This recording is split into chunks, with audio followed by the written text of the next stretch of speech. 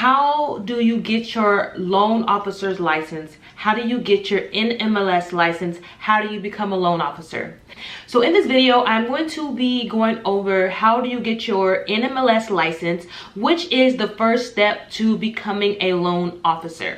So before we go into that, we're going to talk about what is a loan officer. So a loan officer or a mortgage loan originator is a person that is the one that helps someone get a home loan. They help people get approved for home loans. If you are going to be a loan officer, then you are going to be the one that is going to help your clients get approved for the home loan. So you're going to be getting all of the documents. You're going to be calculating their income. You're going to be communicating with clients and other professionals on what's going on with status updates. You're going to be marketing. You're going to be doing so many things, but you are basically going to be the one that's going to help the real estate agent qualify home buyers to get a home loan. That is pretty much the gist of what a loan officer is. The first step to getting your NMLS license is you are going to want to get your NMLS number. So your NMLS number, it is pretty much like your license number. You are going to want to remember this number because this is the number that you are going to have to put on your marketing materials. You're going to have to give it to other agents if they ask. You're going to have this information on all of your applications. So this number you are going to want to remember, but you have to have this number before you are even able to start the process. So in order to get this number, you are going to go on a website. I'm gonna actually do it while, let me see if I can record my screen.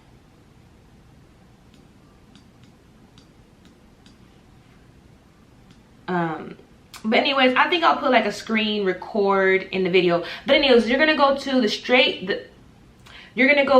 state mortgage registry, and it is a website for loan officers. This is the website that you are going to want to be familiar with because it's going to tell you everything you need to know about getting your license. I'm actually in the process of working on an ebook that is going to show you this process step by step. So whenever that becomes available, I will definitely announce that, so that way you guys can have a step-by-step guide on how to actually do this. So something that I don't want to mention is that every state has different requirements. They are pretty much all the same. I mean, you're still going to have your credit reports ran. You're going to have your fingerprints. You're going to have hours of pre-licensing, but every state has different requirements. So on this website is going to show you how you can go and see different requirements for your state that you're going to be getting licensed in. So once you get your NMLS number, you're going to want to look at the website to determine what is the requirements for your state.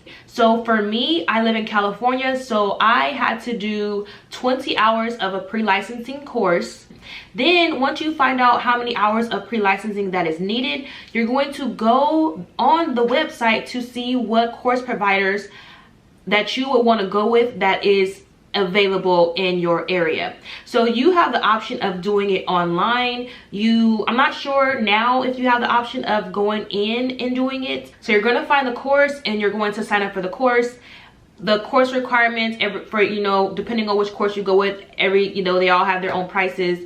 I decided to go with a course that is in Bellflower, California. Highly recommend this course. So in California, you need 20 hours of pre-licensing in order to start the process or get your license or even apply for your license. The course, honestly, is gonna give you the information that you need to pass the test, but it's not gonna give you any information that you need in order to succeed in being a loan officer. So just take the course, study, but just know that this is the first step to your learning in this career. After you do your pre-licensing, you can either study on your own, just study the information that is given to you. Sometimes, well, I don't know how every course provider works, but the course that I went with,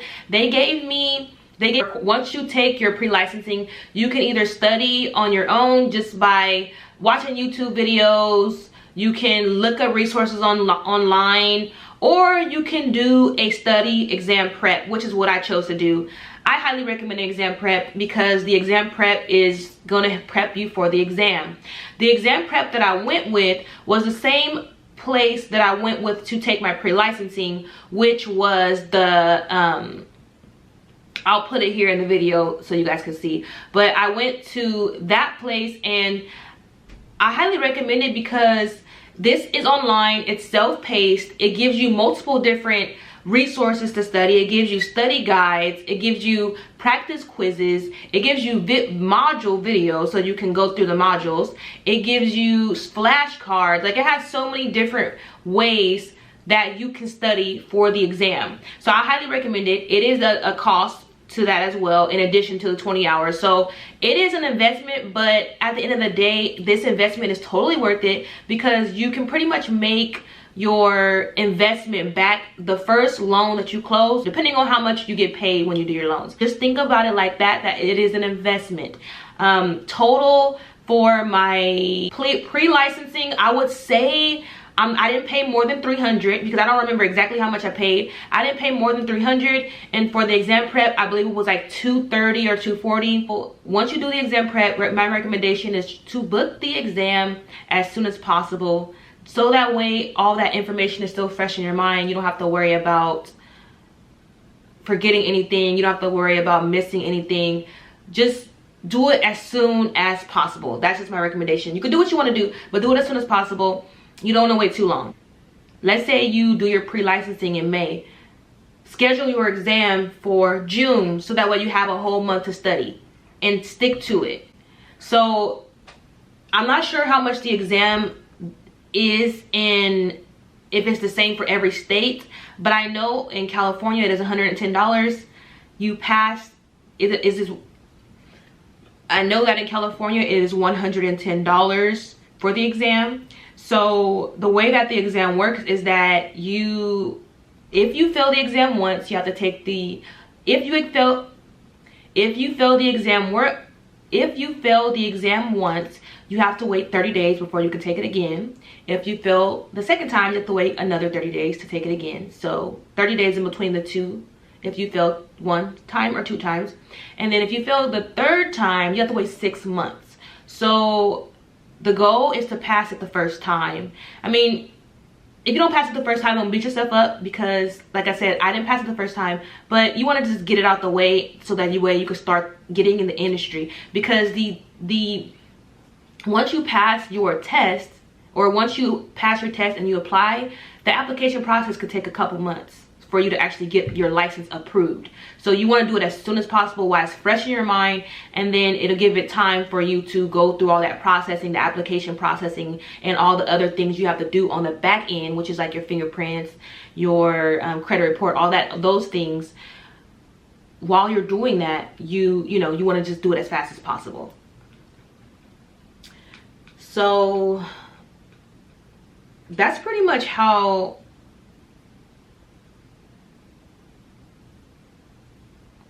okay, so once you pass your test, congratulations, because now you are qualified to actually go and apply for the license. So once you pass your test, you are going to now apply, which is fill out the application and do all the necessary things required. So let's actually go over, since we're here,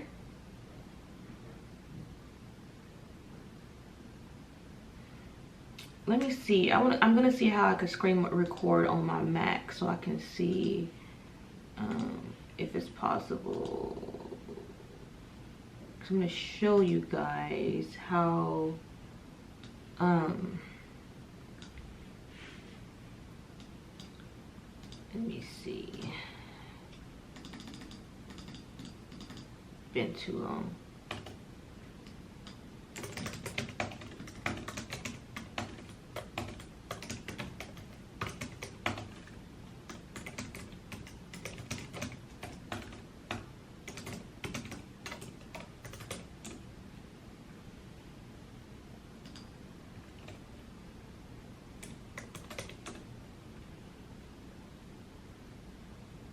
Quit time.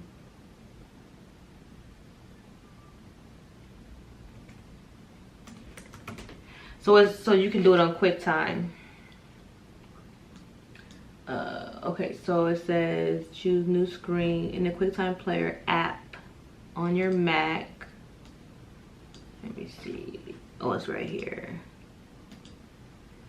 Okay. Okay, it says choose file. Oh, new screen recording. Okay. Got it.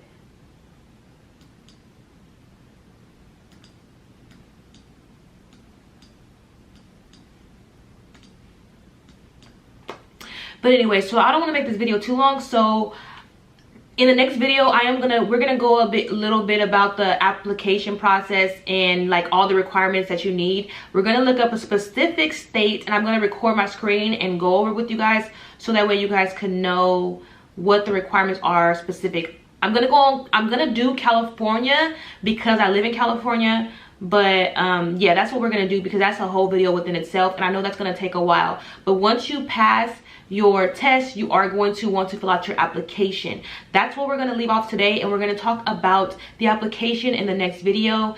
If you guys have any additional questions, please leave the comments down below, and I'll be more than happy to get back with you, and I will talk to you guys soon. Hope you guys have a wonderful day, and thank you so much for tuning in to another video. Bye bye.